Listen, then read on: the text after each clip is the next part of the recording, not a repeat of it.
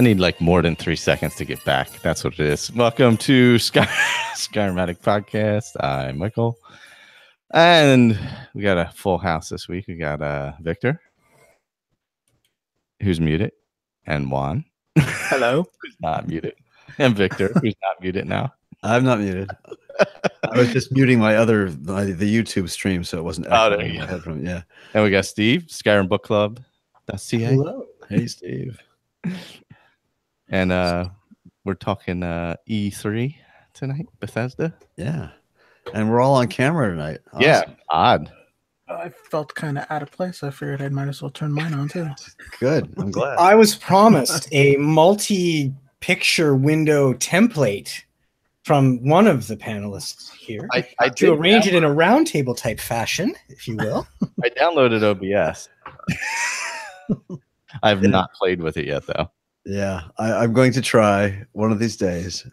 I will get the Critical Role thing going. I did it. I asked Charlene about it because that's what they use.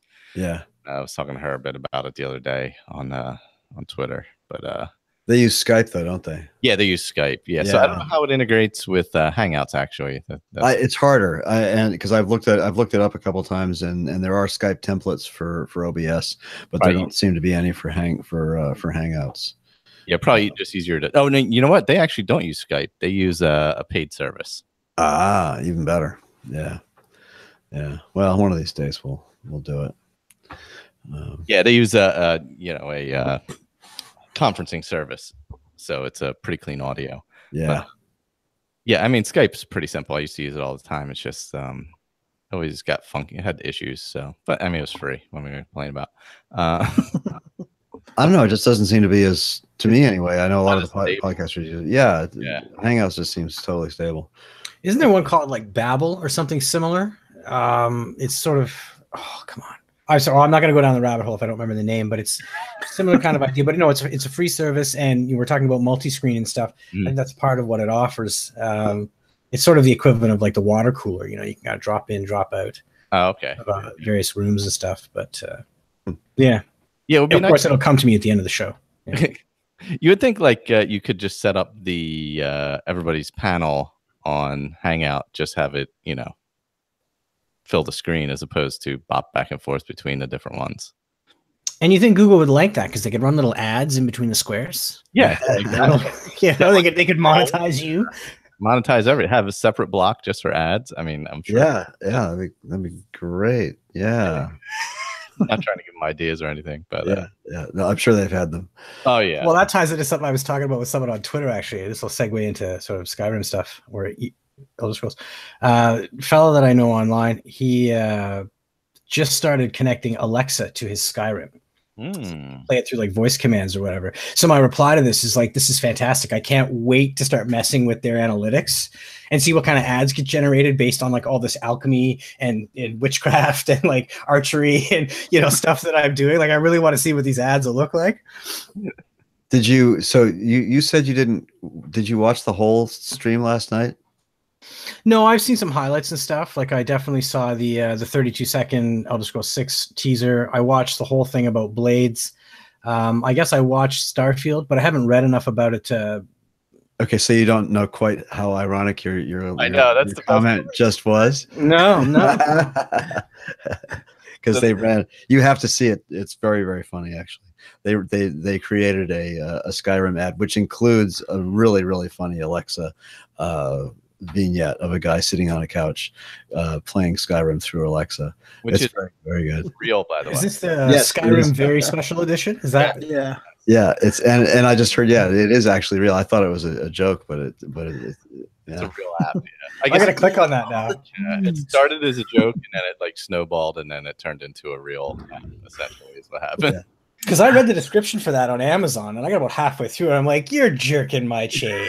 This isn't a game, Yeah, no, it's very funny. No, it was very, very good. Yeah, because the joke of what are we gonna put Skyrim on next, and he ends up on his refrigerator, but he does the whole Fus Ro Dah thing, throws everything off his coffee table, and then the wife comes in, and it was good. It was very funny. So Is there a shot to clean everything up? yeah. That would be fantastic. Teach it to my 5-year-old, Mark. Yeah. She's noisy. She likes to shout. Just say it backwards. Yeah, don't rough us. So it's done. Yeah. That was of course one of the big announcements. Very special edition. Oh gosh. Well, we had what? We can go through the other games real quickly. I don't know how much any of us play them or whatever. Yeah, that's why I kind of wanted to have Sean on because he's done a lot Right. of. He played Rage 1 and he's played all that other stuff. It looks like GTA by another name to me. Yeah, I it's could be sort of wrong. That's just the snippets I'm picking up. well, it's sort of Just Cause meets like Juan was saying last night, Crisis. It's a lot like Crisis. Yeah. And it has that. It's Arcane, right? So you're gonna get that not Arcane. Is it id? No, well, it's the publisher. Is it Arcane? I can't remember the studio. Anyway, but they did Just Cause. Okay. And they have a very, very, very tall Viking lead guy. I think he was 2 feet taller than the guy. That guy's huge. Yeah. Oh god, he was gigantic. Yeah. And he was really, really, really nervous too. Yeah. So, it was sweet. It was kind of sweet, but I felt bad because the crowd was just like not into it at all. Well, yeah, I think they were all thrown after the Andrew WK performance. Like nobody was expecting that. Okay. Like that was a Microsoft moment. It really was. It was weird. Like it didn't seem to fit. I mean, he's fun enough and all, but it just didn't seem to fit what they were doing. I think if they had him playing live and showed the trailer with the live playing of the whatever theme of the game or whatever, I think that would have been a little more interesting. Yeah, but this is an audience full of tragically hip gamers. I mean, they're not going to be into this sort of one-hit wonder has-been guy. I mean, so I don't know what Bethesda was thinking. It was a strange choice. It was, yeah. That's why I say it was sort of a Microsoft moment because they're famous for having engineers do their presentations, which means they're going to really be really boring. So, but yeah, I was a little taken aback by that. So Rage 2 was the first thing they came out with, right? That was and frankly, it looks gorgeous. It looks it looks like fast paced, like Wolfenstein and nonstop. And I was kind of I'm interested in it. I'll play it a little bit maybe. I don't think I'll be all that excited by it, but it has its I don't know. It's got a little bit of a Mad Maxy feel to it too. If anybody played that, it was a great game, and post-apocalyptic. I don't know. Is it intended to be multiplayer, single player? Can you co-op across like servers or something? I don't remember. Is there a multiplayer part to it, or is it just a? let me just. It didn't look like it was multiplayer, but it's Avalanche. That's the studio, by the way. I'm looking it up quickly. I don't think there was it's not an MMO. That's no. So there might be a there is. Let's see, multiplayer. Rage 2 has 2 multiplayer modes: Road Rage and Wasteland Legends. Okay. Rage, 4 players compete in a free-for-all match, an arena, and collect as many rally points. Blah blah blah. Okay. Legends of Wasteland is a 2-player co-op missions. Oh, that sounds like fun. Yeah, that could be cool. Yeah. And I'll bet there's going to be a battle royale eventually. Yeah, that seems like the way everything goes. Yeah. But other than that, it didn't really. And then what else did they? Legends, blah. I'm not a big CCG player at all. Never got into Magic. So any of you guys into that stuff? I've never played it. I know Colin has, so I figured I'd ask him next week when we do Oblivion. Yeah, I figure I'll have more thoughts on it. But I don't know if they really said what they were going to do other than updating the decks and graphics and stuff, right? Right, and it's available now and all that. That's in other words, Sean played a lot of Magic when he was a kid, and I know he's played Hearthstone a lot, and Gwent, but I don't know if he's played Legends or not. So. Yeah, they mostly spoke about just updating it, new decks, all that kind of stuff. Right. Yeah, I think they also said they're going to change some of the graphics to a little more, more stuff going on with that, as opposed to just the cards doing something. Looked like there was more animation involved with it. Yeah, I know Colin plays that more than any of us here. Yeah, and you figure with upgraded phones and all, it makes sense for them to upgrade that as well. Yeah. It seemed throughout they were planning for sort of the Apple 10 generation. Yeah. They dropped that name repeatedly throughout the show. Like that's sort of their standard, you know. Yeah. Maybe we finally hit the point where they feel comfortable putting, more onto mobile because of its capabilities. Yeah. Which didn't happen. Oh, well, they've surpassed the computers we all had 10 years ago. Oh my gosh, yeah. You know what I mean? Like, and then some. I mean, like they sent humans to space with punch card computers. You know, we have the world's knowledge in our pocket, and we can also play video games. That's fantastic. Yeah. Important thing. Too true. That's pretty much why cell phones were invented, right? Yes, indeed. Yeah. Well, that's Star Trek, the reason cell phones were invented. 3 nerds sat around. You're like, I want a communicator. Yeah. That's how that really happened. I want one right here on my wrist, man. Yeah. That can track my heartbeats and tell me that I'm fat and lazy and I should get up and run more. And Yeah. When to eat, when to drink, when to sleep. Yeah. Etc. We have a Ministry of Sleep in Canada now. I mean, that's a bit ominous, but no, the government will keep track of voluntarily recorded sleep data. Oh. As part of it's a subsection of Health Canada. So people can opt in to give them their Garmin data or whatever. Oh, wow. On their sleep patterns. And yeah. So I think that's fantastic that we have a Ministry of Sleep. It's very important. Sleep is an important thing. It's just some man or woman in a uniform comes around a certain time of day, knocks on your door. It's a nap time, Stephen. According to our records, you're 7 minutes past bedtime. Well, there's a lot of I would say Latin cultures, the French and Mexico, where they have what they call the siesta in the middle of the day, because you get a 2-hour lunch, you get an hour for your meal, and then hour for your nap or whatever, and then you go back to work. Yeah, that's very so prevalent. jealous of these people. In Spain as well. I mean, people in Spain often eat dinner between 8 and 10 at night because they, I'm in bed by then. So yes. Yeah. I'm very jealous of their late nights. No, I like early mornings. So Wolfenstein was cool.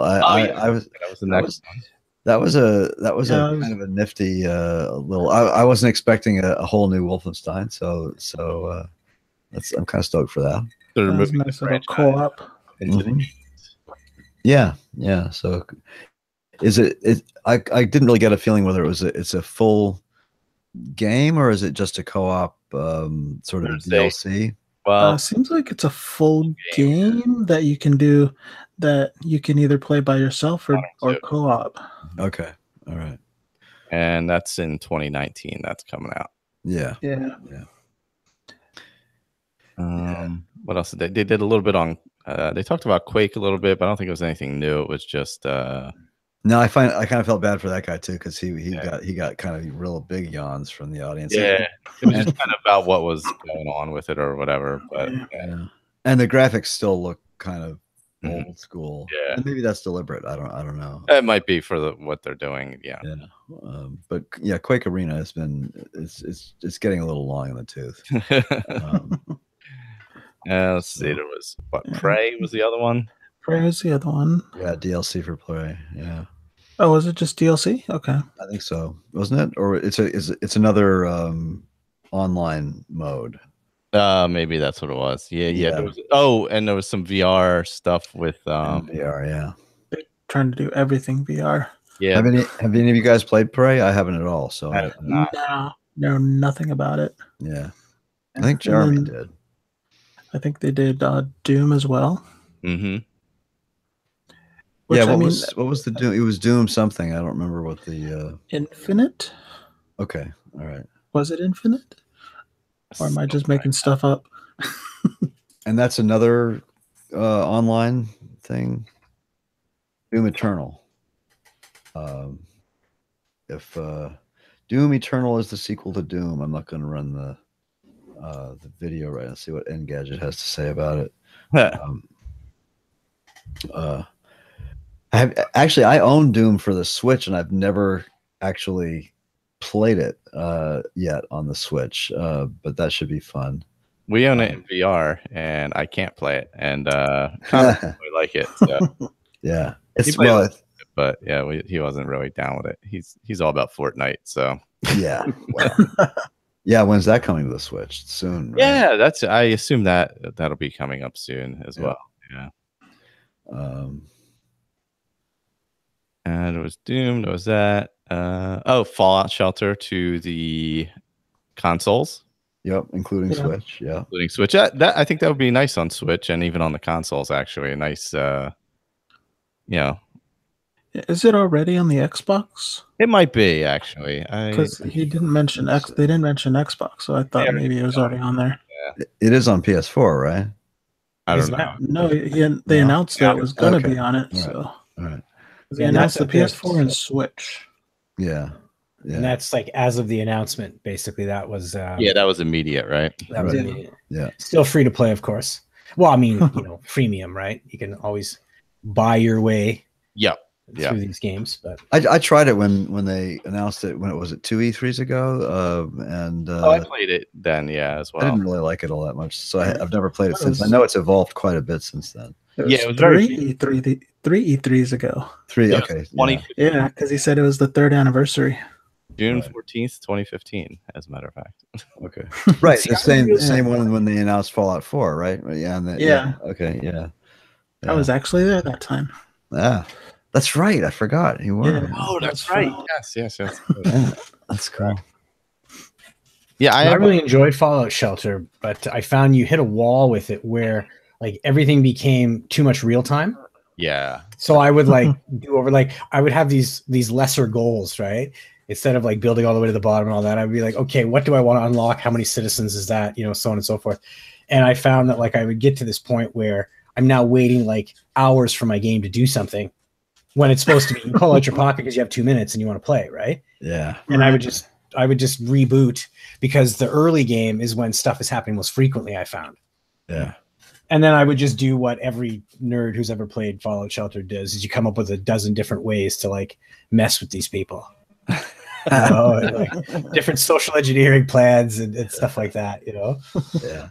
It just became too much to keep track of. I felt at one point there was so many rooms and so many people. I was like, I'd maxed way back in the beginning when there was the cap on how many people you could have, how many rooms, all that kind of stuff. I maxed it out, and then I was kind of like, taking a lot of time to take care of all these people. Yeah, and your first fire is crazy because it's okay when you got like a dozen rooms and you're clicking 8 people around or whatever. But when you've got like 17 levels or whatever, right? It got pretty insane. But then again, I mean, the bigger screen potential of having it on a console. You can play this on a 50-inch TV or, even a more modest television. And actually, I feel like it might be a bit easier to manage because you see more. Sorry, what'd you say, Victor? You mean like a 46? Yeah. Yeah. Just something you can take in your pocket and carry it off to the hotel with you. Yeah. Portable plasma. That's what we're talking about. Yeah. Yeah, actually, I think that's, and even like the Switch gives you that bigger screen and ability, and not much bigger, but at least it's somewhat bigger, Yeah, even jumping up to a tablet. Like I got a Samsung Galaxy tablet as a gift last year, and even that jumped to that like 9 or 10-inch screen. It's a big from like a 4-inch phone or whatever. It was a huge difference. Which is why when we get around to talking about blades, I'm quite excited. So Oh well, yeah. I was actually that's a good segue because I was going to mention that when he first began that, and it was clear he was going to announce something Elder Scrolls that was like Fallout Shelter. I'm thinking, oh God, no, please, please, please, no. Yeah, I was concerned, and so let's get to Blades. That looks really cool. I'm super interested in that. Yeah. I've already signed up for it. Yeah, that looks like a real game. Yeah, it does. Yeah. Sort of a little bit Infinity Blade. Did any of you guys play Infinity Blade on early on the smart? No. No, I did not either. Yeah, I don't do much gaming on my phone. Yeah. No, So. other than like Words with Friends. Yeah, I don't either. But Infinity Blade was fun back in the day. But yeah, this actually looks pretty good. I'm a little disappointed. It's available. It's not available for my older iPad. I have an iPad 3rd generation mini, and it's not available. But it is available for the bigger iPad Airs, the newer ones, and of course the X and the 8 and the 7. So, I'm assuming the 3rd generation probably couldn't handle it. It could, but it's not on the list. Yeah, it's not on. Yeah. So my phone can't handle it, but I got to upgrade anyway. So I signed up for the beta. I've just been holding off. So if I get in the beta, I'll upgrade. If not, I'll just keep waiting. Yeah, I signed up. I have a 7 Plus, so that's supposed to work. So I still have a 6, but like with a broken screen and the battery's barely working. But I was so angry after the whole battery fiasco. I didn't want to give them money ever again. So I've just been holding off but it's at the point where it's like ridiculous. I'm holding off, but I still do anyway. You're like the only person who knows how to use this phone. Yeah. Like, that car we all had to start with. You can jiggle this and do that. You're the only one who knows how to work this phone now.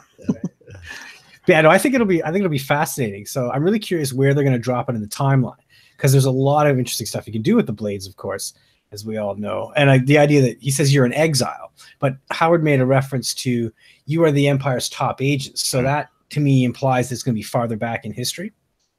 Like it's not sort of like a post Skyrim version of the blades, I don't think. No, it's got to be further back in history, I would assume. Yeah. And so you have the 3 areas. You have the town, the abyss, and the arena, right? Mm-hmm. Yeah.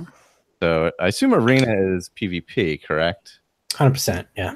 Yeah, that's where you play against other players. The abyss, what was that? That one looks like no, I think the abyss is kind of like a survival mode. Oh, okay. Where you just kind of almost like a Dead is Dead, where you just see how far you can go before you die. So it's a rogue type procedurally generated dungeon that never ends. The idea is you take a character and see how far you can get through it. Now, I heard that, and instantly the part of me that has constant ideas for characters was fascinated by this, because to me that sounds, roguelikes are fun anyways, but that sounds to me like the perfect build testing environment. Yeah. Because even just from the screenshots, to say nothing of what will probably come out afterwards, it looks like there's a reasonable character generation. It's not like pick a warrior, pick a mage, pick a whatever. It looks like you're controlling it, right? Mm-hmm. It's not going to have perks and stuff by the look of it. But to me, I'm going to fall into the abyss, testing all the various ways you can play this game and build your characters. And I did notice that the elven armor does not look any better. No, it looks very similar. So the dwarven looks very similar also, which obviously it would, since they weren't. I shouldn't trash them. I just think those helmets look funny. You can't wear them with anything but the rest of the elven armor, which is a shame. Yeah, I've never liked them. They're pretty crappy. And then town mode. Oh my god. Yeah, I have a feeling that could be dangerously time sucking. Right, 100%. Yeah. But now here's my question again. So we were talking about this with Fallout Shelter, and you don't want to accidentally compare apples to oranges. But what I'm really wondering about with this is, will there be a real-time component which you can buy your way past in this town area? Because it seems like that's where they're planting it. That's where the fresh NPCs are. That's where the questing is. And if you're a Skyrim nerd or an Elder Scrolls nerd, you want the questing. The roguelike will satisfy you for a while, but you want the stories. So it's funny because, again, I'll throw this to someone with more Fallout knowledge, but I don't know how the Fallout settlement system works because I've never played the games. But do you think that's maybe a template for what they're going to do with towns? And could that sort of, in a reduced fashion, be ported to a phone? Well, they've been building that kind of thing slowly over a bunch of years. I mean, really, it started with Hearthfire in Skyrim, and then was taken to a much greater level in Fallout 4. So, I mean, it's only building on that. It's hard to know. Create your own city. I mean, there are on the PC Gamer site, for instance, there are actually 4 little vignettes: quest and explore, create your city, conquer your rivals, and cutting edge combat. So there's something quest and explore outside the environment of the cities and dungeons. Well, I think that's where the quests, you get them in the town. Right. So yeah. But he said said it was going to be an open world. It was going to be a completely open world. Right. Well, he said that as your town grows, then you get more and more quests off of that. Yeah. So that sounds cool. I don't see a phone or a mobile device being able to have the power to do a lot of complex settlement building like you can in Fallout 4. But you can be damn sure that's coming in ES6. It's going to depend on how they manage it. If you need a Wi-Fi connection all the time, like a lot of these games are, and most of what you're doing is happening on their server, there can be some really strong potential. That's true. If they're not asking your phone to do all the work, right? Yeah, sure. Yeah. Potentially. Right. And visiting your friends' towns. Is it just me, or did anybody else have like a Farmville flashback? Right. Oh, like, totally. At a certain point, you've got to go visit your friends. Yeah. To continue the game. No, I thought, my little tail wagged when he said that. And Sean and I were texting at the same time, and we were both going, "Yes, all right, definitely." That sounds really cool. And in fact, they seem to be moving in that direction for a lot of stuff. If you want to get move from there into the elephant in the room, Well, adjoining the two, do you think this could be a precursor to being able to manage some of your ES6 stuff offline, or technically online, like using your phone? Absolutely. Managing parts of the game via phone, or absolutely all like if it had automated crafting, you could stack and stuff like that. Like if you wanted to grind skills out of game, but you could just have notifications come to your phone, and that's always been my dream. The app where you could craft away from. Well, all these guys are doing that. I mean, Microsoft's been talking about conversions for years. So I don't see why Bethesda wouldn't be looking at the same thing. I think this is absolutely the precursor to the mobile app for ES6. Well, they said that the arena would be cross-platform. Because they said you could fight somebody on your phone with somebody on their VR system somewhere. Oh, that's right. Yeah. You didn't have to be on the same system as well. That's right. Yeah. I mean, Fortnite's already doing that, right? So, and so is Sea of Thieves. That's true. Yeah, those are all cross-platform games. So that's quite possible, unless you're Sony. And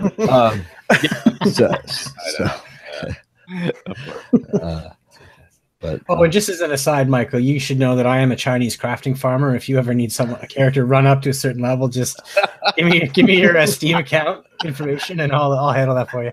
There you go. It's one of my favorite parts of the game. Just empty your wallet before you do. That's all. That's been my for a long time though. Is the crafting app, or the home, like the app where you could make your stuff for your house and things like that. So you could do it while you're not actually, in game. Like, I have 20 minutes at lunch. Let me make a bunch of armor to sell, or let me sell stuff, or let me, And as he pointed out, you can play the game in portrait mode, so you can be in a meeting at work and play the game, and everybody will think you're not. Of course, that's going to last about 5 minutes. Because the boss will be playing it too. Yeah, true. You can be driving down a taxiway.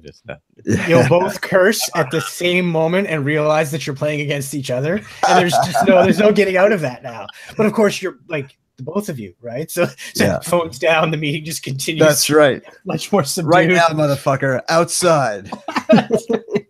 Yeah. Yes, the House Carl. Andrew said the House Carl app. Yeah. Yeah. There you go.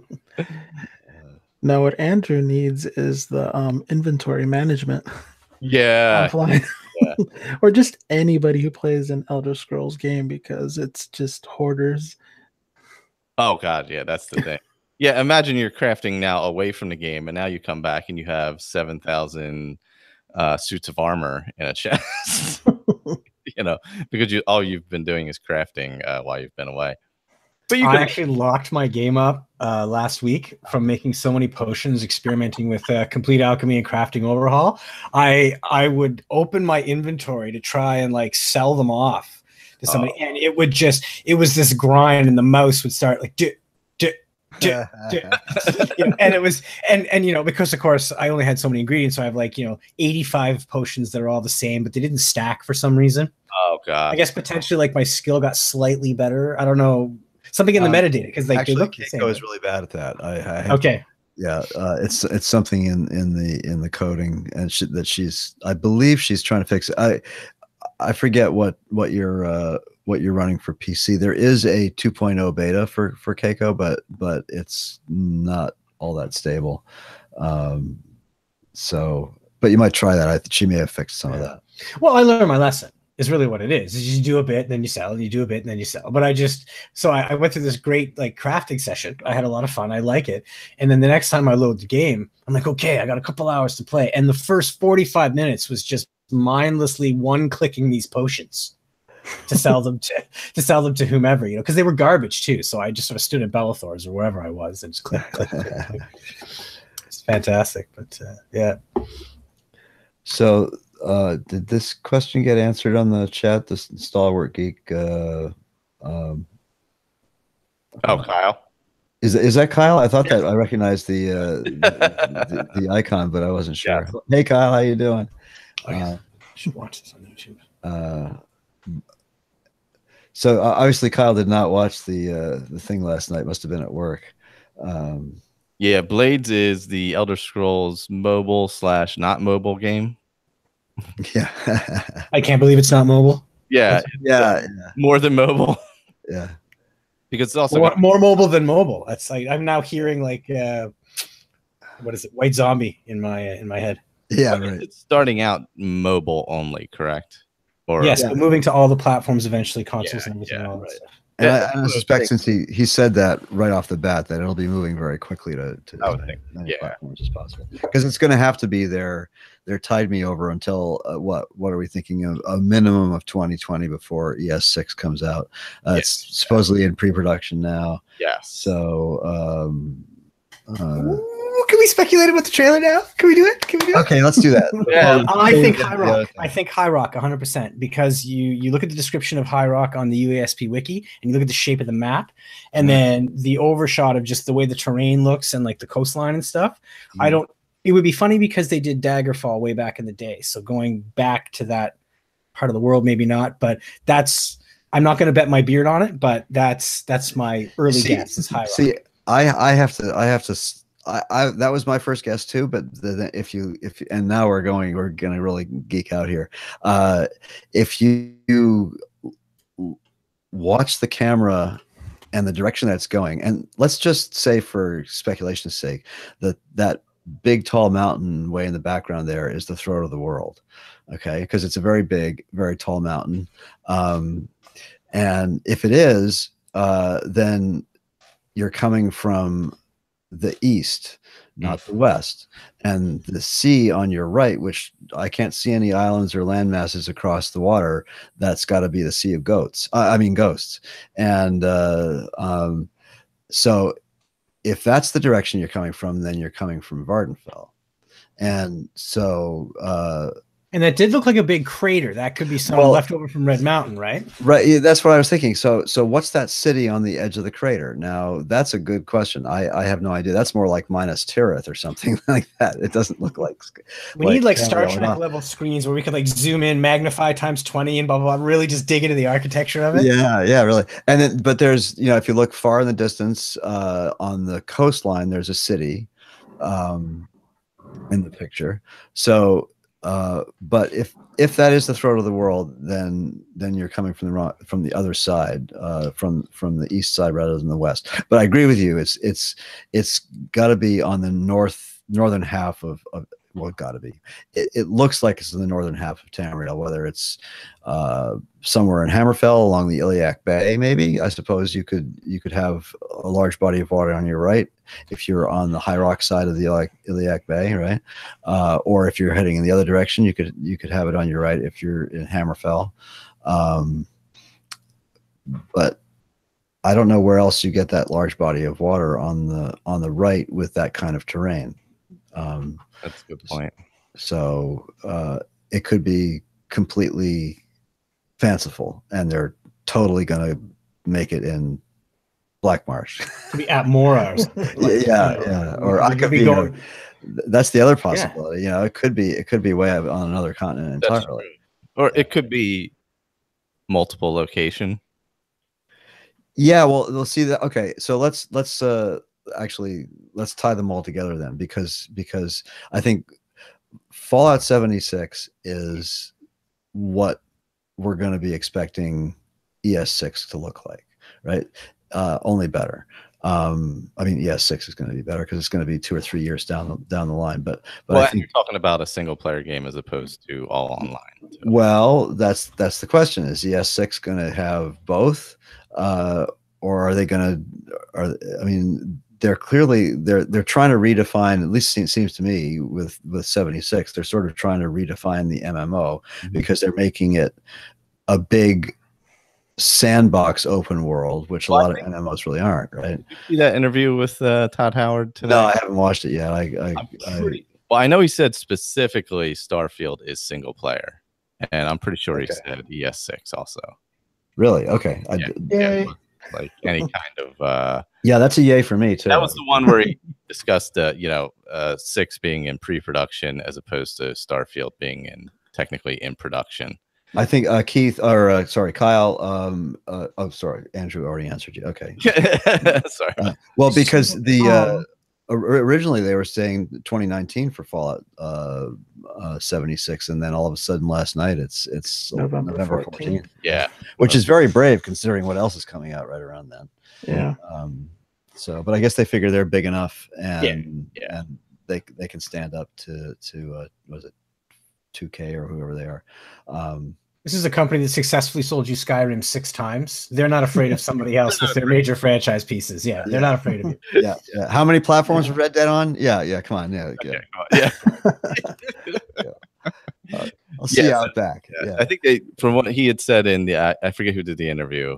It's on YouTube, but Starfield, he considered Starfield in production because it is playable. Yeah. So now they're like what they mean. Essentially, they put the majority of the team on it when it's in production mode, ready to come out, and pre-production is still a smaller part of the team. So, 6 was not playable, but I mean, he said they could do some things in it basically, but not anything. Yeah. So that means by next E3 we'll see some in-game footage of it. Guessing. I mean, if he's saying Starfield is in production, I'm guessing that's next year's E3 big thing. Right. Yeah. And then with a release, the normal November release, of course. Right. And then some teaser for ES6, and then 2020 for ES6 maybe. Maybe. Yeah. From your mouth. Yeah. From your mouth to Todd's ears. Yeah. The Todd. He's the Todd. The Todd. Geek's Quest, yeah. I think 2 years is definitely the optimistic slant. Still. Yeah. It's probably 3. I'm sorry, I just can't buy that. I think he's being cagey. He could be too. I mean, come on, they never really they don't really announce stuff that far in the future. Yeah. My thing is, I don't know. I guess it depends on how Starfield does. I mean, if Starfield's a huge hit, do you need to follow it up the next year with Elder Scrolls 6? Yes. Is it a massive troll? Yes. Because just everybody's been talking about when are they going to come? When are they going to come? Like, did they literally just make a trailer with their game engine and throw it up there just so that people didn't like boo and rip the chairs out of the floor? No, out of E3. I think that would have happened if they hadn't, but I don't think that's why they did it. I do think that he was doing some fan service there. Yeah. Well, I think part of it was. But I mean, if it doesn't come within 2, or we don't get any real news within 2 years, there's definitely going to be a lot of rage going on. Yeah, for sure. Rage 3. Yeah, Rage 3. Yeah. Yeah, but every year, every year you can only do so much with Skyrim, right? Like, you know, the modding community is quite good. Okay, you go specialist edition, so it's 64, but like, just eventually it just starts to look like an old game. Yeah, it starts to play like an old game. Like, you start to lose people to, you know, whatever's across the grass is always greener, right? Like, you lose people to what's come out, and we start looking at other RPG franchises which can offer the action RPG very well, you know. So, or maybe another developer sitting there going, well, this open world sandbox world seems to be doing really well, so why don't we do something and bring it out and pick up all those people that are waiting for Elder Scrolls 6? And then once Elder Scrolls 6 comes out, and depending on how well that other game did, then they sit there and be like, well, I don't know if we really want to go back to that, or, you know. I don't know. To be honest with you, I don't want to be. I mean, there's still hardcore fans that will definitely pick it up and just drop any other game. Yeah, I don't want to be too much of a fanboy, but truly, there's no other company that does this kind of game. There really isn't. All the other supposed RPGs really aren't, and are not like this. Yeah. So and the big thing is this entire world is alive, because it has a history, it has a past, it has a future, and it has a present. And I mean, it has a fully developed map, and you know the races, you know, and there's people that know the history, and they sit there and I mean, you see it in the modding community, where they make stuff and they keep it lore friendly. Yeah, nobody is making up new lore. I mean, not outrageously new anyway. Right. So there's this thing. So what does everybody think of the Fallout 76 thing? What exactly is Bethesda doing with that? It's not an MMO, a traditional MMO. It's not it looks like it has sort of elements of RTS in there with the settlement stuff, and it has elements of, you know, there's co-op play. Right. I'm not even sure that you can call it real PvP, right? It's not. I actually rewatched it, and it says you can sit there, and they have the nuclear devices everywhere. Yeah, there's 3 and basically it says you can go launch them and destroy whoever's settlement, and then go and pick up the pieces. Well, so it seems like it's going to be just kind of a real survival of the fittest. And if you decide to be like a raider yourself and just kind of take whatever you need and what you want, and as long as it almost seems like if they don't really fix it, the min-maxers are just going to dominate. Is this going to be a single server, or is it multiple servers available? A lot of servers, because they're all from like 20 people. Well, they said dozens. Okay. Well, didn't he say specifically that they're all linked though? Yeah. Right? Yeah. You, like, if you build something somewhere, you just move, depending on which server you're on, it travels with you. Right. Which is pretty ambitious. I mean, I think they're really we'll see how it works. As he alluded to in his speech about bugs, there was a lot of sort of self-deprecating humor in that whole and it sounds like presentation. A lot of, because this is so different, a lot of it is in flux, and what happens in the beta and all that, and right. the first few months go, and I'm sure there's going to be major adjustments as they work it, you know, in the beginning. Yeah, well, I mean, they did that with ESO, where they're like, oh, we got this going on, and the one good thing about ESO is they do listen to their community, and they try to make changes, and Yeah, sometimes the squeaky wheel gets but they do actually listen to their community, and they try to make improvements and try to make all this stuff to sit there and please the at least the majority of the gamers, as opposed to just saying, no, this is the way we want it and this is the way it's going to be. Yeah. Was there ESO news, Juan? They just talked about the new dungeon with having to do with werewolves, right? the werewolves, yes. And then we're going back to Black Marsh. Oh, Yeah, that's right. Blackman. That's what, the end of the year? Yes. Yeah. Yeah. So that should be exciting, and then it'll be interesting what they have as the 4th chapter next year as well, because they've been kind of exposing big land masses. They talked about Somerset, which has already been released, and that is a lot of fun. So yeah, Cookie Guy. It's Keith. Yeah, Keith. Single player will still see other single players. Yeah. So it is. But in that regard, it's still a non-MMO, right? I mean, so you're. Right. I think that's like a Dark Souls element where you can cross over into people's other people's worlds, or like you could see people. I think even if they weren't able to interact with your world. I think he specifically said there's. I mean, he didn't specifically say there's no NPCs, but he specifically said everybody you see is another player. Yeah, he said. He did say in the other interview there are no NPCs. Okay. There are robots, and you get your quests like you would get them, like you find holotapes, things like that start quests. One of the training videos said, be careful with your neighbor when they come a knocking. They may not just want a cup of sugar; they may want murder. Yeah, yeah.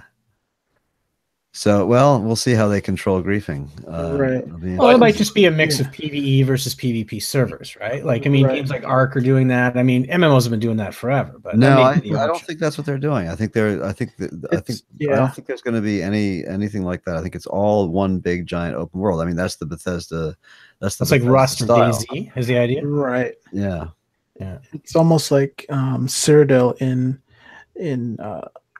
in Elder Scrolls Online, where it's all PvP and either you have friendlies or you don't, but there's no alliances. It's just, oh, there's my friends. Let me group up with my friends and we'll go defend ourselves against this, or they'll help me get my stuff back from this person over here, or I can go and loot these people that have been looting me for days. Because one of the other videos said if you find one of these little key cards for the missiles, and they find a bunch of other people that are unhappy with being continuously attacked, and it showed a bunch of cartoons that were injured and stuff, and each one had one of the pieces to the codes, and what they all put it up, and it said bingo, and then they said then you can go and unlock it and just do whatever you want with the nuclear weapons. Yeah. So is the end game in this game like repeated destruction by nuclear apocalypse? It's just like all games eventually get there. Is this the idea? Like that's how they could. It's just eventually you kill everyone and we all start over. Right. One wonders. Yeah. So could it be a model for multiplayer for Skyrim or Elder Scrolls titles in the future? Like, because Michael was saying try to tie all this stuff together earlier.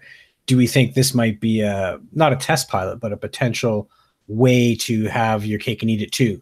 Like ES6 would be single player, but maybe we use something similar to this Fallout 76 model where you can kind of.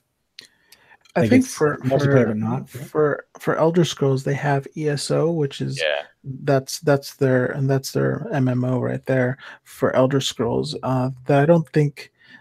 Well, maybe they would, but it'd be kind of fighting what you already have, unless they anticipate ESO dying down sometime in the near future, which at this point it doesn't seem like it. Yeah, that's fair. They'd kind of be shooting themselves in the foot if they gave you a multiplayer option on the next Elder Scrolls. But I don't know why. I would just like smaller.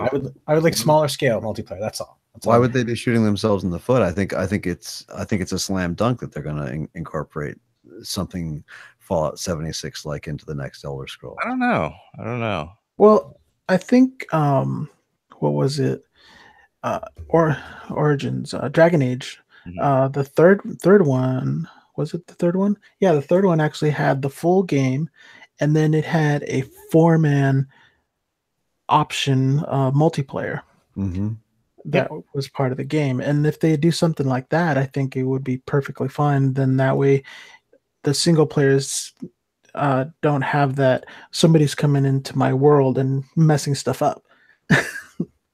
Yeah, that's the idea. Is you want to be able to have the this Elder Scrolls 6 experience, like just with your friends, like and sort of have the ability to like put the velvet cord, like a hangout, right? Like we're just going to invite 3 other people to play with us. Yeah, like Kyle just said. Yeah, that's exactly right. I just want to share my ES with 1 or 3 other players. Yeah, I agree. That would be super awesome. We'll see. The players that I want to play with. Yeah. Who I know aren't going to like hide behind a tree and shoot me whenever they get a chance. Yeah, right. Where we can work cooperatively. Or not even just that. Like it's just crowded, right? Yeah. Like I mean, one of the things, like if you play at off hours, it's different. But I mean, I'm sure that like one of the things with MMOs that it doesn't irk me, but just like they're crowded. Which can be an advantage if you're more like a crafting and economy type, character. You want a lot of people on your server, but sometimes I want to just wander around. I don't want to get there and find out that somebody else has killed this bear already, right? Or whatever. So I think I'm not against ESO. Like I bought it for $12.50. I got that in Morrowind this week on special in the Steam. So I will play it. I will enjoy it. I will beg Juan for advice repeatedly. Harass him in the Facebook group nonstop for the next few months. Oh no, I got as much information as I can give. But I mean, that's going to be a busy world, and sometimes I'm going to want to just like sit down with my best friend, who's really like a 15-minute drive down the road, but we both have kids. You know what I mean? Like, I don't want to have that experience. Like, like Cookie's saying, just 1 to 3 players, right? Or the story. Yeah. Yeah, like Keith was saying, is there a way to enter, like, say, a PvP or a non-PvP server? I mean, specifically, I think that's the whole point with Fallout 76. There isn't, there's none of that. It's just one big open world. I don't think it's. But I don't think they're using a traditional model for an MMO. You can curate your world, like who's in it. You know what I mean? Like if you have 24 people that want to get together and play. Oh, it's like Minecraft. You could whitelist and blacklist, maybe. Maybe. I mean, that might be an option that would eliminate some issues as well. Yeah, we'll have to sign up for the beta and find out. Well, I mean, that might. I have. I've pre-ordered already. Yeah, I mean, I am curious about it just to see what it's gonna be like, because I think the thing for me with Fallout 4 is it's really hard to go back to it because it is so limiting in my mind, where it's like unless I start playing it on PC, I'm always gonna be that lone wanderer that is trying to save their baby. Mm-hmm. Yeah, very limited. Yeah, in that realm for sure. And it's worth noting that like a totally player controlled environment, like we might be talking about with 76, like there's models that prove that works. Like you look at EVE Online. If anyone's ever played that game, I mean, the economy is entirely player run. They tell you straight up, like when you get in there, like, we don't take any responsibility if you cheated on the market, or this and that. Like in their case, they have security levels in the various star systems. So above a certain number, you're safe and you can't sort of PvP effectively. Below a certain number. But this is a world where there are missions and all this kind of stuff, but this is a world that's completely player driven. Like people build these massive, like, 11,000 strong corporations, and they go to war over territory, determining who controls what. And I mean, like, the makers of this game are just letting this happen. Yeah. Like they're not putting out updates for like, well, this is the new area that you're allowed to play. I think it's completely player driven. But so they've got this player base of about 60,000-70,000 really hardcore people, and maybe another 100K that drop in and out. So it's very small, but like if you buy into the premise, like the people who love it. Like I'm not allowed to play that game because I disappeared. They gave me a free week a couple years after I'd stopped playing, and I played for 40 hours straight. It's horribly addictive. I love it so much. But anyways, it's proof that like we're talking about being concerned about how you control griefing and all this kind of stuff. But if you build an environment where like sort of these are the ground rules, the people that will eventually stay with the game will absolutely love it, and they will do fantastic and creative things with that. And the people that don't, well, they'll punch in, they'll pay for a month, and then they'll quit. Yeah. And maybe they're okay with that. Maybe they're okay with that, right? Like you'll probably have a very hardcore group that will absolutely love it, and a lot of people that sort of casually flip in and out every so often. Yeah, I think they'll adjust it to where it's pretty balanced. It seems like that's what they do with ESO, and they don't want to make it into Rust or H1Z1 or something like that, where it's just, or DayZ. I'm sure they don't want it to be that. Graphically, it's fascinating. Yeah. Yeah, the graphics look really nice. I mean, it's amazing what they did with ESO and the graphics on there. And if Fallout 4 is more than likely, it's going to be better just because it is going to be newer. I mean, it's going to look amazing. Yeah, it should look pretty good. Yeah, it already does. Just mod the kid out of it, Juan.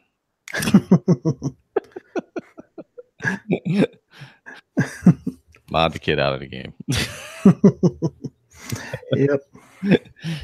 Yeah, I'm interested to see how it plays out, especially through the beta where they adjust things and see what works and doesn't work. I think that's going to be fascinating to see. Yeah. I'll be there. I was totally negative about it when I heard about it, but having seen it now, I'm very intrigued. So yeah. Well, and I think that was part of why they dropped Starfield in 6. Honestly, the little minor teasers they did, because I assume they were like, we don't know how this Fallout 76 thing is going to go over. Well, I mean, it's obvious that he does actually listen to any of the comments that are made on Reddit and everything else. So he must have seen some of the negative comments that were coming out of that about the announcement they were making for 76 and the little bit that people had heard. So they're like, okay, let's kind of not put all our eggs in this basket right here. And we think it's amazing, but so far there's a lot of negative, and if we can't turn them, we gotta give them this cookie right here. Yeah. Exactly. So you literally think they dashed off a trailer in like the 10 days between the Watch This Space and E3? No, I don't think so. I they think probably had it planned out before that. They're smart enough to know. Yeah. I think they listened to me, and I think what they really heard. I mean, sure, they heard some of the anger and the trolling and stuff like that, but what they also, I think, heard loud and clear was what a lot of people were saying, which was, look, just give us a little bit, just say something. That's all we want. All we want to hear is, yes, we're working on it. That's show us a pretty much picture. it. And just so that we know that it's coming. Yeah, and they did that, and I thought that was very cool. I was also kind of surprised that it actually is called Starfield. Quickly with 76 real quick again, though. That interview Todd Howard did, he did speak about modding Fallout 76, and he said that is definitely something they want to do. Obviously not at the start, but as it goes on and they stabilize it and all, that's definitely something they want to open up, because they recognize how important it is for their games. Yeah. So that was definitely addressed. Yeah, that definitely makes it not a traditional MMO as well. The modding definitely not. Yeah. Again, I start thinking of Minecraft again. This idea where like you or I are creating a server, we're whitelisting people who can play. It's got these 6 mods in it that you all need to run. Like I'm starting to feel that almost that Minecraft vibe for it. That would be very cool. There's some inspiration from that. I would have to think. I was kind of getting that feeling as well. I mean, I've never played Minecraft, but the fact that you can sit there and build your whatever, and then you sit there and kind of fold it up and take it wherever you want. It's definitely kind of got that feeling where, I'm gonna invite these people over to my place and they can do whatever, and I kind of like that. Well, that level of multiplayer is going to work really well with consoles, right? Because I mean, you've already proven through Xbox, etc., that you can, multiplay on a small hosted server with Minecraft, again, to go back to it, right? Like you can the technology can already handle that. So yeah, Minecraft's really cool that way. I mean, Sean, for instance, Sean and a friend of his are building I think it's 500 by 500. They've got an immense space. They're building a scale to scale model of Minas Tirith. Nice. Yeah. And on the server they're on, the person who owns the server actually gave them the space and blocked it so that nobody can go in there until they're done. which is pretty cool. That's one of the really nifty things about Minecraft. It's so I mean, the small amount that I've played of Minecraft, I'm sure everybody can guess which mod I put in there first.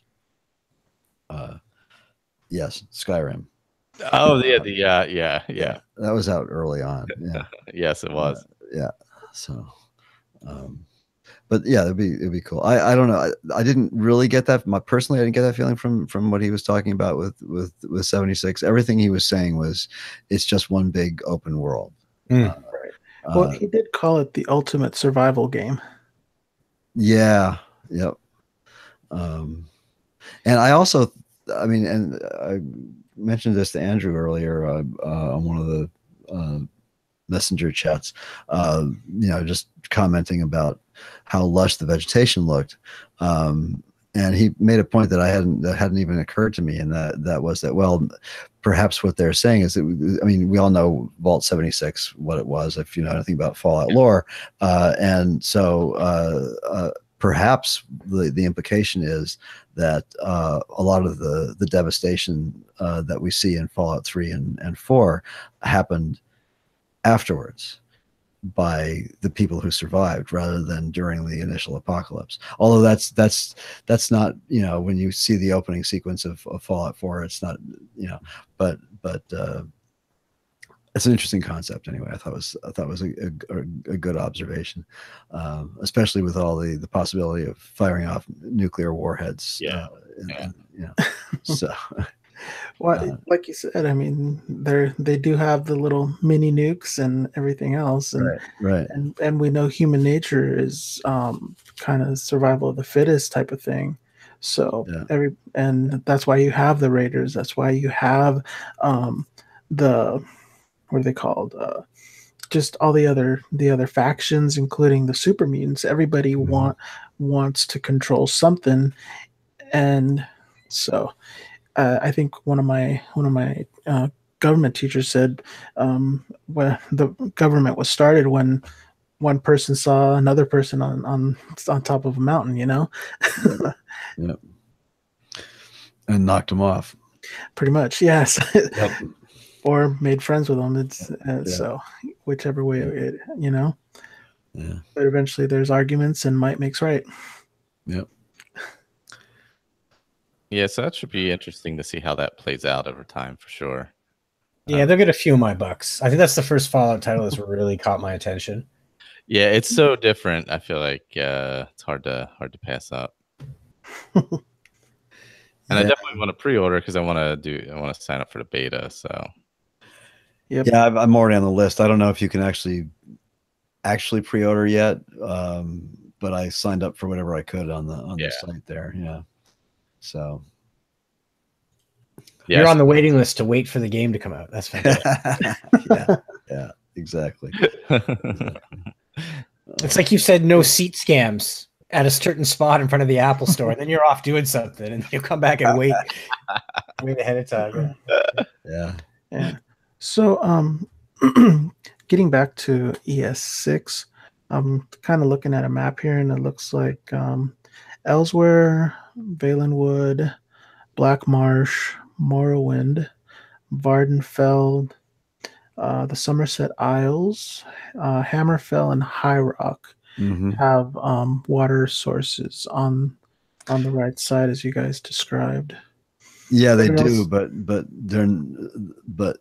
that in that screen, or in that video, you're traveling towards tall snow-capped mountains, and there's really only one area of Tamriel where there are tall snow-capped mountains like that, and that's either Northern High Rock or Skyrim.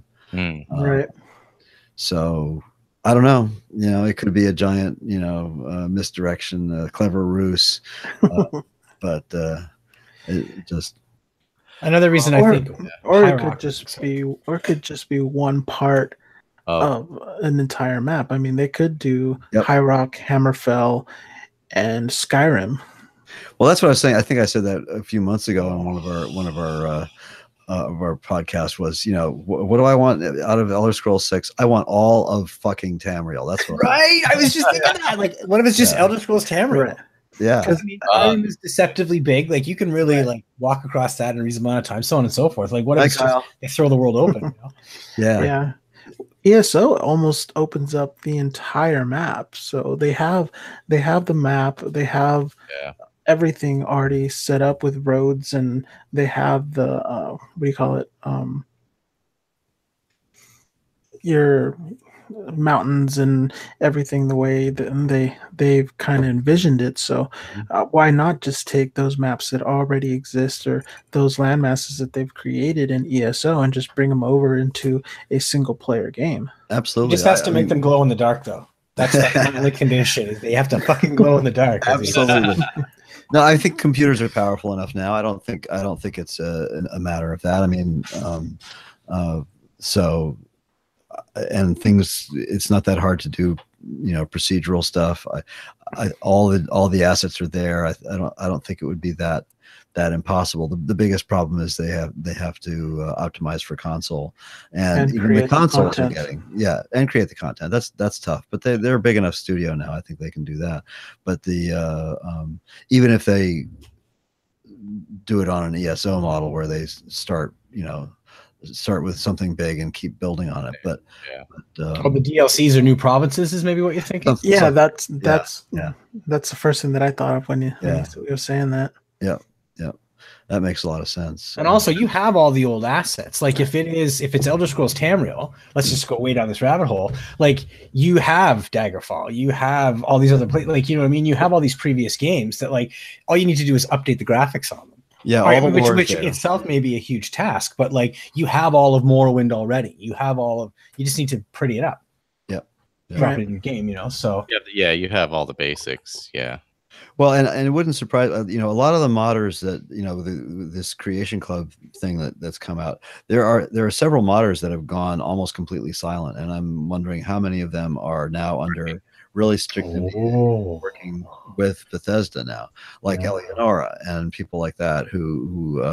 So there's a lot of potential there for exactly that big giant. I mean, they are the company that does the big sandbox just about better than anybody. So why not make it bigger? Well, we're gonna have to play it for 20 years, because I mean, look how long it took us to get to 6. So it better be big, right? I know. I mean, it better be big. I've been playing Elder Scrolls games for almost that long. So might as well, I mean, but there's a certain logic to that, right? Like, if you think about it, if that's your model, like, you start with some base with Elder Scrolls 6, and the DLC is not like a quest package anymore, but it's literally like to follow the Elder Scrolls Online model. Like, it's literally new maps, new geography. Yep. So you continue to just build on the game that you have, and maybe there's update patches as you go. But like, that's an interesting way to look at it, is that, like, we're going to give you a world and enlarge it. Like, this will be the last Elder Scrolls game that just keeps getting bigger. The only problem with that is the game, the series, whatever you want to call it, has been around for so long, and there have been there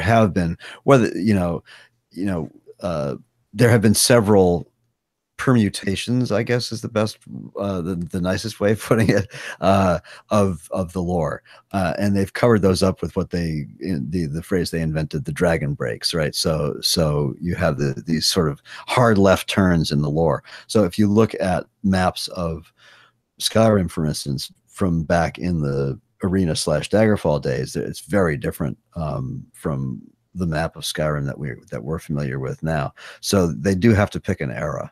That's one problem, because Tamriel, I mean, they're actually, and I'll try to find the link, and maybe we can put it in the show notes. There is an awesome video out that it's like 4 or 5 minutes that I just popped up. I don't know how long ago it was made, but it's an animated version of a map of Tamriel starting in the Merethic era, right up to basically 210 for era, fourth era, and it's quite enlightening. You know what I would love to see arrow wise? I would absolutely love to see man comes to Tamriel. Like you go way back, you go right to the beginning. Yeah, this is the era, right? Like when before they built Jorrvaskr and all the Elnofae are still there. Like I'd go way back, like right to the dawn of it. Well, maybe let's apply that to the map in the teaser. Could that possibly be Sarthal there? Oh, right. Before it's destroyed. Yeah. That's interesting. That's interesting. And somewhere out there is like, what is that huge tower that the aliens built and stuff? That'd be something to see. Like if the aliens were running around everything. Oh my goodness. Yeah. I can speculate myself into disappointment if I'm not careful. But no, like, don't you think that'd be an awesome era for the game? Is like just right when these two sort of cultures meet and stuff, and the gods are still very new and young. And well, if they're going down the route of the RTS, a little bit of RTS, a lot of whatever, then why not start the game, ES6 in the Merethic era Tamriel and let the players evolve themselves right up through the eras. That would be amazing. As man expands, right? As man expands across Tamriel, these are your DLCs, right? Like you make it through the first province, and then you've gotten to the second. Like you move with the lore, right? And eventually you're building the empire potentially, or whatever. Yeah. No, that would be awesome. Yeah, it's a great fan fiction if it doesn't. Yeah, it's not going to happen, but it'd be awesome. Yeah. They'd never sell another game, right? That would be the end. Yeah, right. Which reminds me, I think the actual building thing started with Oblivion because everybody there was some people that made a Kvatch rebuilt. Mm-hmm. Okay. So since that game, people have wanted that whole building thing, or at least some of the modders have done it too, because then in Skyrim they rebuilt what was it, Helgen? Oh yeah, Helgen rebuilt. Mm-hmm. Yep. And Whiterun, technically, or what? Not Whiterun, Winterhold rebuilt. Winterhold. Oh, they did a Winterhold as well. But isn't there a Winterhold? Yeah, there's several mods that add a bunch to Winterhold. I mean, there's tons of stuff like that out there now. Well, it's about time. It's been 200 years since that mountain exploded, and the guards are still complaining. We get a hammer and some nails. If you had a blacksmith in this town, maybe you'd have some houses again. I mean, stop belly aching, And that stupid Jarl thinks helmet's going to make him, some big time dude again. Well, no. Yeah. I've never even spoken to the Jarl in that town. I go straight through there, and I go right to the college. It's a good Radiant quest. You should go grab his helmet for him. It's literally a one-horse town. It only exists to provision the college, as far as I'm concerned. All I know is it's the hardest place to get your bounty over 1,000. No doubt. Yeah, because there's nobody around. Yeah. No. Yeah. I killed one guard and then the other one attacked, and I ended up having to kill him too. And then there was nobody to see that, so I had no bounty. And there's only like 2 places you can rob, right? Yeah. Like Brenna's Oddments and then I guess the inn, right? Yeah, and that's it. Yeah, and that's it. Well, you can try to kill the Jarl's steward and you could do that kind of stuff. Yeah, and then you have to try to run out the door, which it won't let you.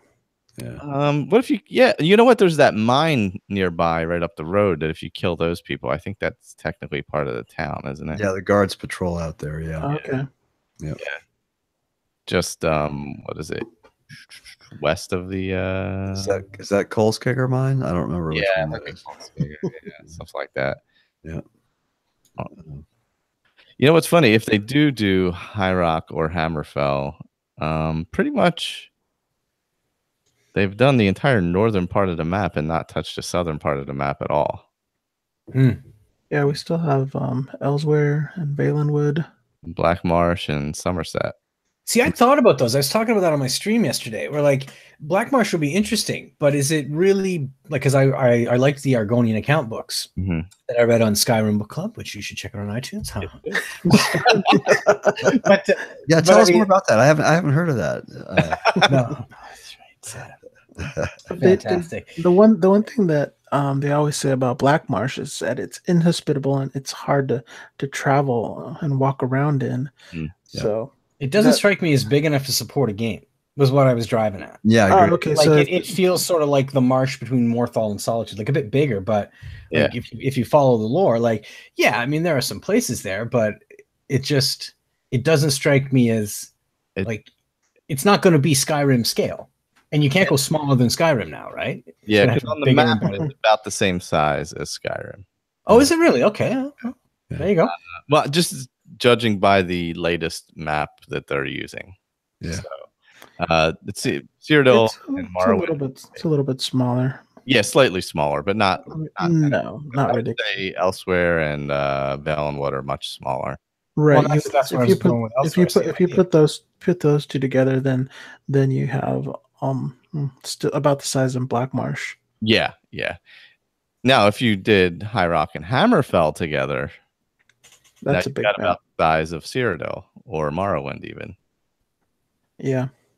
Well, I think High Rock's interesting because you've got the Orsinium as well, right? So could you set up some analogy to the Civil War quest line where like you have the Bretons and the Orcs?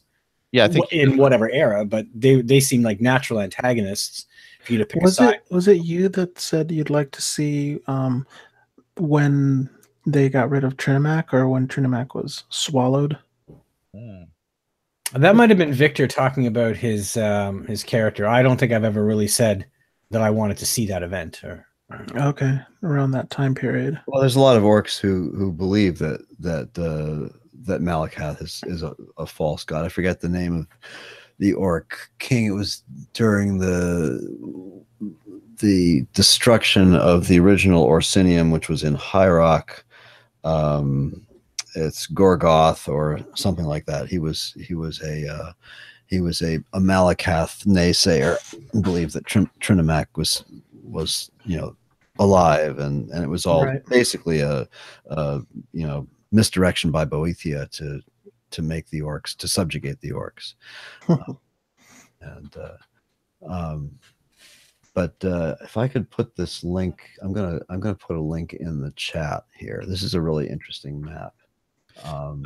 Yeah, you know what? I totally forgot. Daggerfall takes place in both High Rock and Hammerfell. Yeah, so you are potentially going back to the well. That's the one thing that makes me pause about my High Rock guess, is that you've done a game there, right?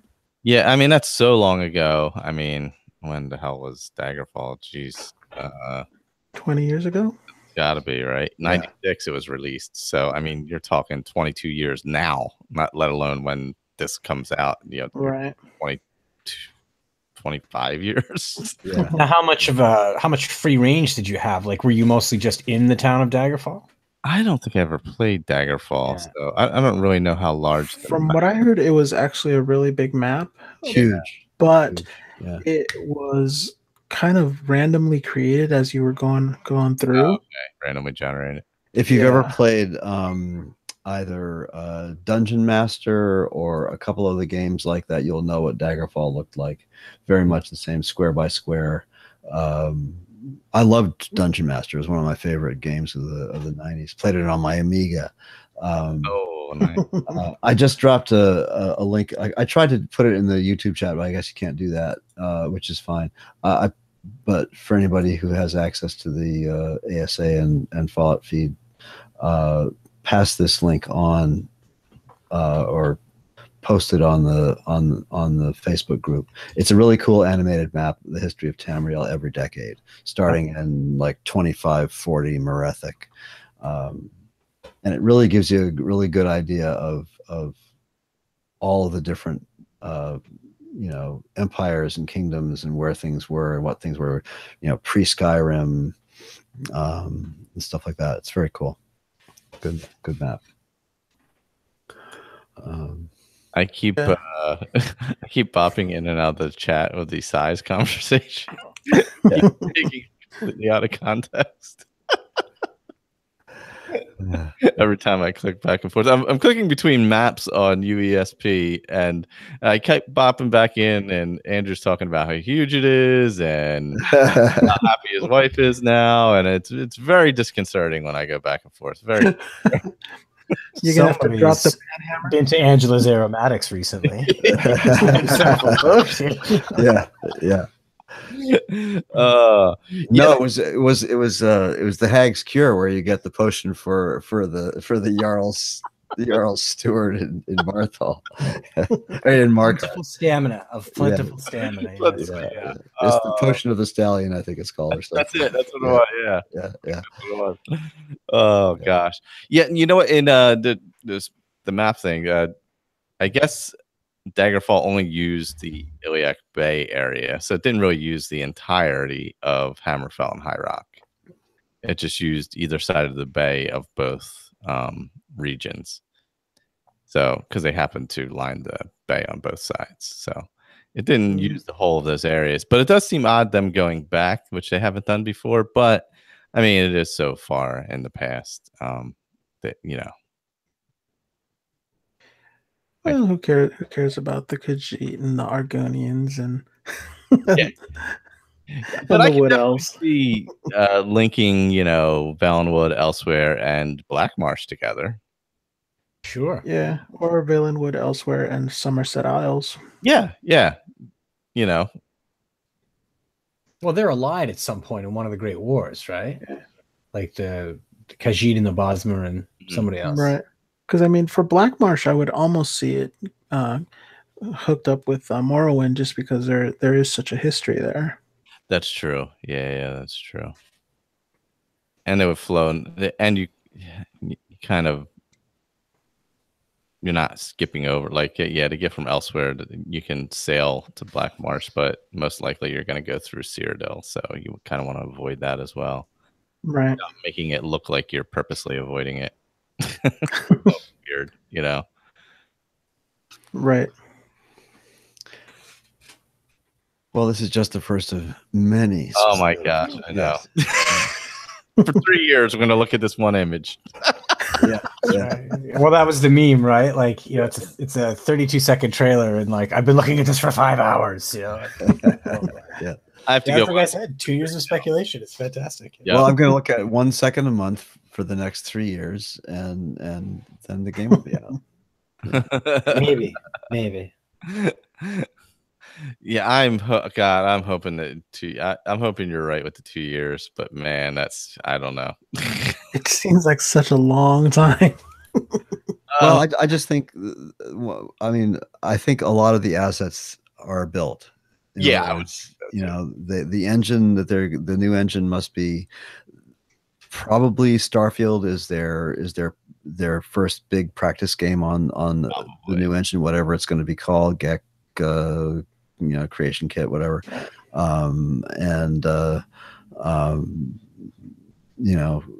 So they already started updating it, between Skyrim SE and Fallout 4. I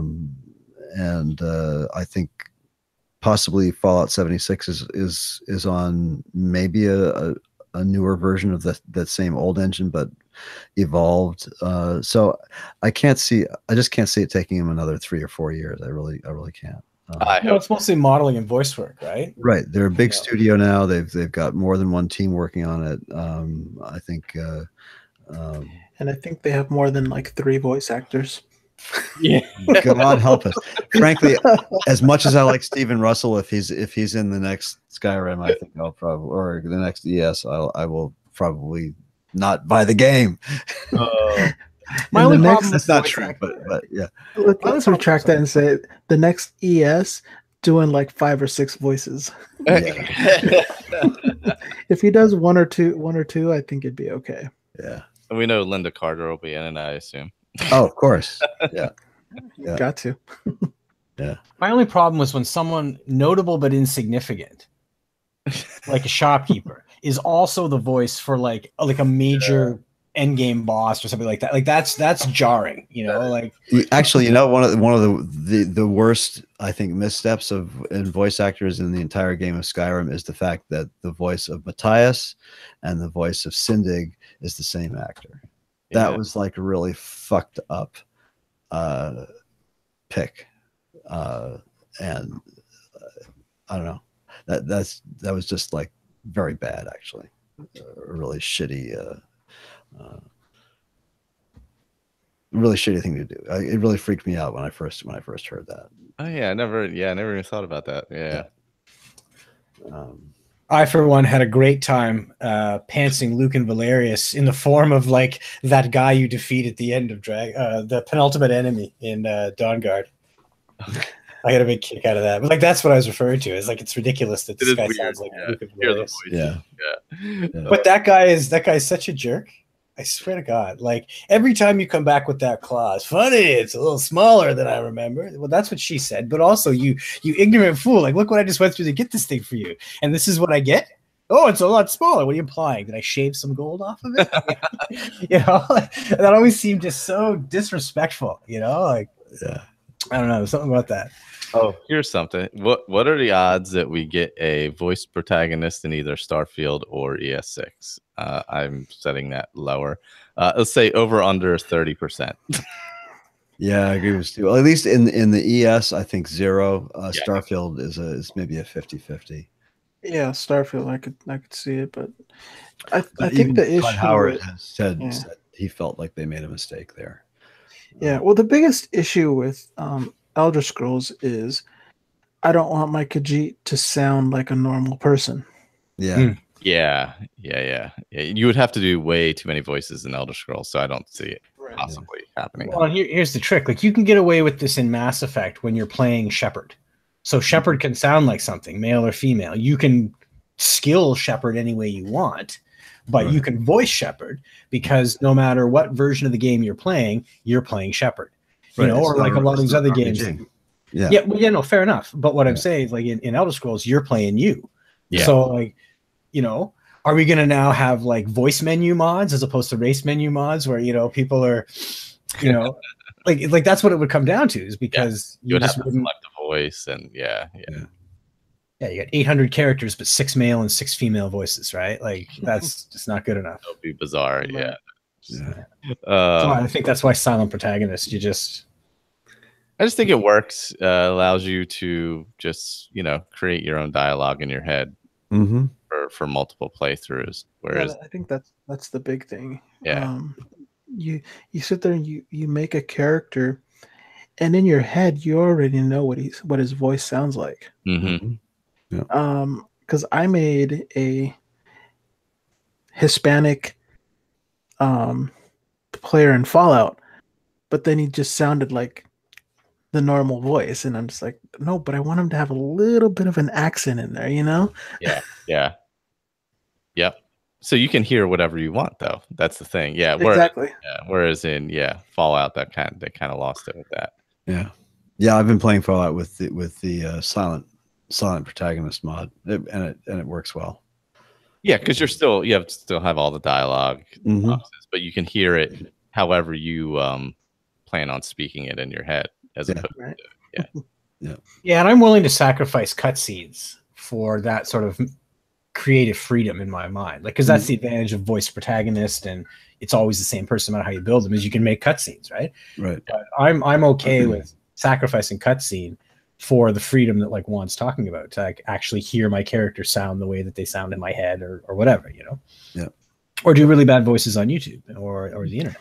Yeah. Wait till you hear Eli scamming. You want to hear bad voiceover? Yeah. You'll love it. There's a circle of badness, gentlemen, right? Like eventually something becomes so bad that again it is good. You know, it's the Austin Powers movie theory right there. You know. Yeah, like listening to Skyrim books with a New York accent. Yeah, I don't know who would do that. Who would do such a thing? Oh man, I thoroughly enjoyed. I thoroughly enjoyed that. I thought it was enjoyable, fun to listen to, because if you just hear it in the same voice every time, it's just kind of like So it sounded like a Goomba or something, you know, just so like a thug or something. I'm just like, that works. I don't care. Yeah. Yeah, no, you were my great defender one. You were the one that, like, you know what? If that guy doesn't like it, he can start his own damn podcast and read the books any way that he wants. You know? Yeah, and that's what it boils down to. You know, if people want to listen to it, they listen to it, and obviously a lot of us enjoyed it. So why get down with one person? Yeah. You know. Oh no, I mean, like I said, I took it on board. Like there was I'll say this quickly, not to derail the show, but like coming into this, I had very limited experience with Skyrim as a game and no experience with the community. And I just so once I, stopped being a little bit miffed about that comment, I kind of realized that like some of the people that are going to seek out this content, they're really going to take this game seriously. So they're going to view me being a little over the top and sort of comedic and silly about it as almost like not an insult, but like I'm making fun of their taste for the lore, or their love of the lore. So like I kind of tried to dial it back. Like I would still do voices, but I didn't go quite so silly after that. That was my middle ground. It's like I should be able to have fun. It's my show. I mean, nobody else is doing this 5 days a week, right? But but I should equally have a little respect for the passion that people in the community are going to have for this, and not like they might hear the idea like, oh, this is a great idea, and they tune it up, and it's like a really bad Arnie impersonation followed by like a Goomba, followed by like a really bad falsetto, and they're like, this guy is shitting all over this game that I love. Like, so I tried to find a middle ground. Basically. I was just glad I didn't have to read the books myself. So, and then you still don't audiobooks of Skyrim. You download that mod, plug that in, and wander around. Keith is requesting ESO book club. Well, okay. Can we wander off a little bit? I don't really come on here now to plug my show. I was just glad to hang out and talk. But can we talk about that for a minute? Yeah, go for it. Okay. So I am waiting on 2 plays to be delivered by a fellow who's got a couple people. They're going to try to give them a bit of a radio play spin. It's Legend of Crately House and the Horror of Castle Zier. And I have Michael's recording of the Book of the Dragonborn. Oh yes, that's right. I think it's fantastic and is ready to go. But that's it. That's basically that's it for Skyrim Book Club. That's all the Skyrim content that's worth publishing. I mean, we'd be down to like recipes and shit at this point, right? So that would be rough. Oh yeah. No.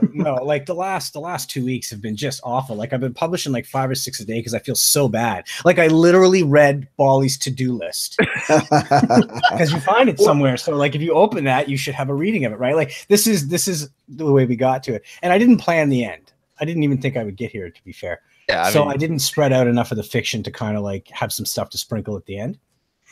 But anyways, the point I'm trying to make is that alongside all of this, I'm really like fighting my RSS feed limit. Like I had to go through 655 posts and take out all the known locations entries and all the text because that's what it took to reduce the size of my RSS feed so it would keep pushing up to YouTube or up to iTunes. Mm-hmm. So the plan is, ESO Book Club, right? It was the joke in the comments. And sure enough, I want to continue to do Elder Scrolls content in that format and, go back into previous games for books that maybe didn't make the jump. Go ahead into ESO, all that sort of thing. Maybe look at some really good modded books. There were some that were suggested over time. But here's how this is probably going to happen. I have to work out the details. So this is my idea in principle, not my promise of what's happening tomorrow. Capiche? What I want to do is Skyrim Book Club Arcanium Edition. So basically, it comes off the same website. I'll build a page to build a separate RSS feed. And the idea is you go into the Arcanium and you can get the lore from anywhere. Right, like which is sort of sensible inside Skyrim. Is Urag should have everything, right? Yeah. And if he does it, you can go fetch it, Evil Adventurer. But I think so. What I'll do is it'll actually end up being like a second show. It'll live on the same website. It'll all be published to the same Twitter feed and whatnot. But it'll be a separate like iTunes podcast you would subscribe to because I don't have the technical skill and you hit a wall like. RSS 2.0 technologies, that's it. They stop at 1024K. They're just not allowed to be bigger than that. Nobody's updated that technology. It's retarded. We're shooting Teslas into the moon, and I can't have an RSS feed bigger than a megabyte. But anyways, that's basically my plan, is that it will tip over to Skyrim Book Club like Arcanium or Arcanium Edition or something like that. The Arcanium will be there, and it will effectively become like a second podcast that you would subscribe to that would go through similar but reduced updates, like probably 2 a week with a bit more, a bit higher production quality, adding in sound effects and stuff like that and whatnot. Because I do have other projects I want to work on. Like I achieved my goal of publishing everything in Skyrim. That's the goal I had when I started. I like it. I want to continue it, but there are other things I'd like to do audio wise. So I'm going to commit to 2 a week of a slightly higher quality, and it'll be under a new RSS feed, a new title, but off the same website. So, well, if you want readers, I'd love to volunteer. So if you want somebody to read, I will. I'd love to read some books for it. No, 100%, absolutely. And Juan can be our sort of navigator through what's good and bad in the lore for ESO. He can be our personal urag, and no, I think curate everything. I think Victor knows a little bit more than I do. But I could do a really bad Spanish accent. So you'll do all the Khajiit readings, is what you're going to say. Because really, don't they all sound like slightly amorous Spanish fellows? Kind of like Boots in Boots. Right, exactly. So anyways, yeah, thank you for letting me take 5 minutes of the show. But that's the basic plan going forward. Is we'll see the last couple entries on Skyrim Book Club, but I imagine in the near future.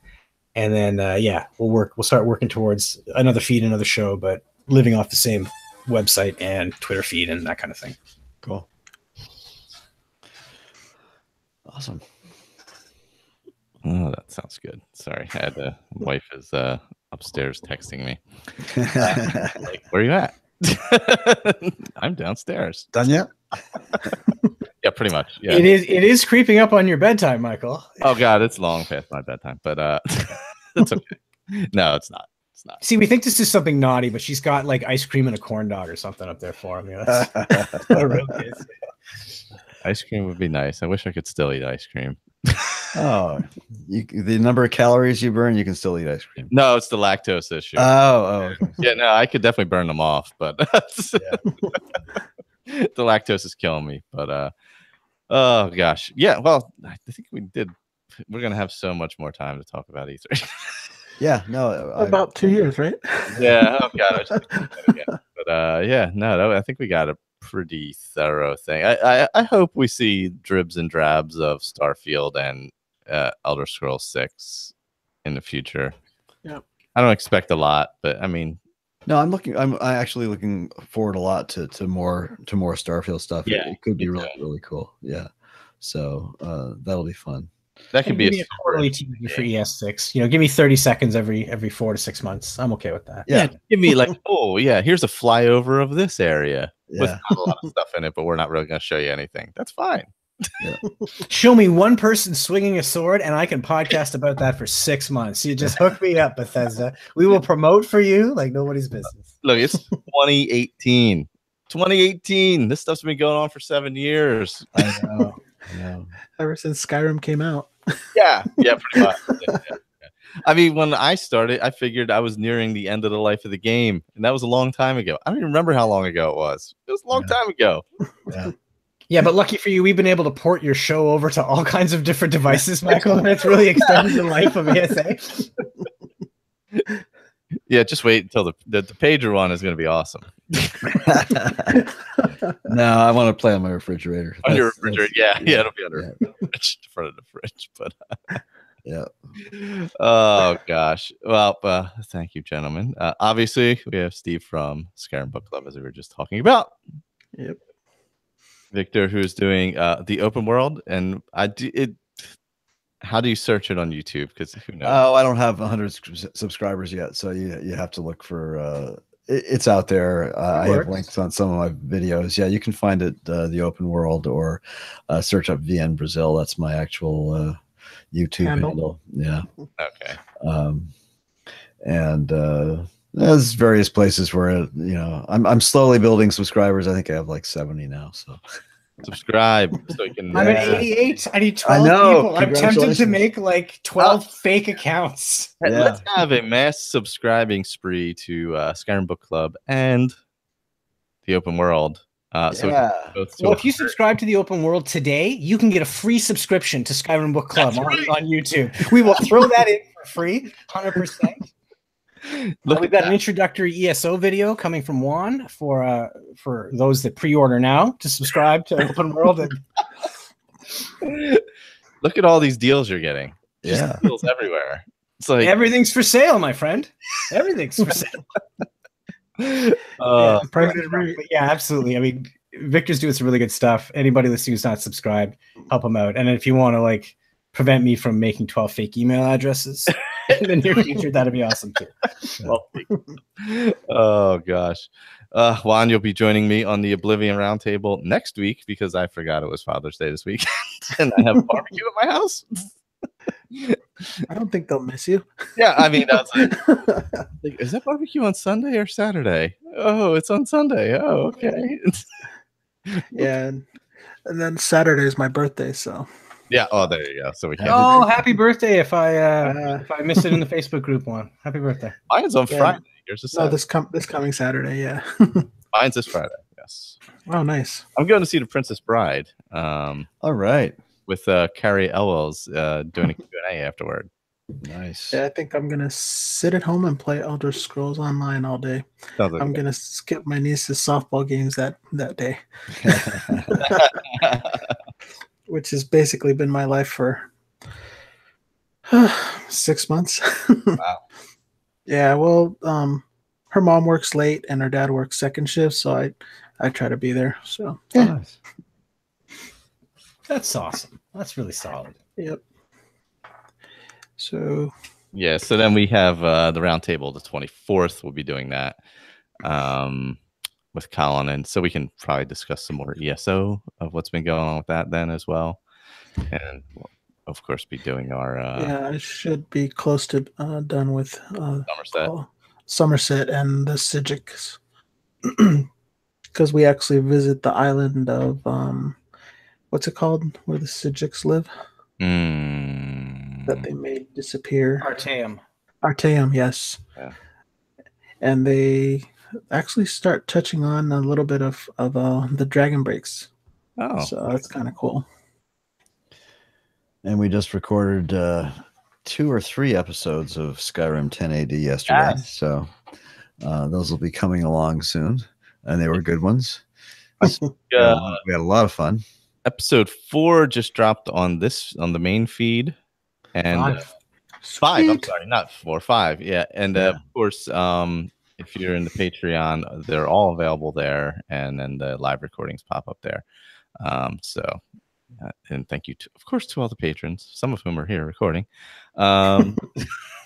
It goes to just pay for the feeds. That's what we use it for. Yeah, it works for. It's great for that. So.